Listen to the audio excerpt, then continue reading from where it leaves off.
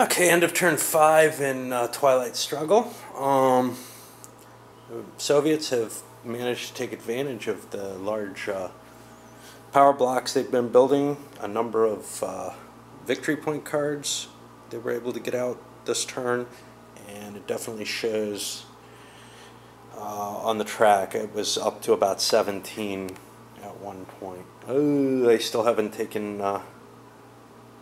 we gotta drop them 3 more for failing to do enough violence. Let's get that down to an 8. Alright. So, the reason for that was one of the 2 headline events was the Cuban Missile Crisis. The Cultural Revolution allowed the Soviets to grab the China card back at no real cost. Nothing much happening in the space race. The U.S. has just started out, but they're still so far behind. Take a quick look at the cards that were played early on. The U.S. didn't use the Latin American death squads as much as I would have liked to. They were too busy worried about the possibility of the Soviets getting an automatic victory. But the Soviets had a couple of kind of lousy cards sitting in their hand, which have hurt their position somewhat heavily. We're seeing a lot more U.S. influence in Central America. South America is all theirs. Africa, however, is all Soviet now.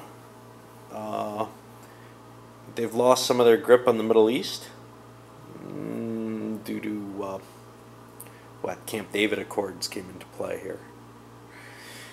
They still have a lot of power down in Asia, and that's actually where they scored their points, but the U.S. has gotten itself back into South Korea. Europe, however, is beginning to look somewhat threatening for the Soviets. Yeah, they have France and Italy, but the fact that neither the Warsaw Pact nor NATO were created may be influencing this pretty heavily.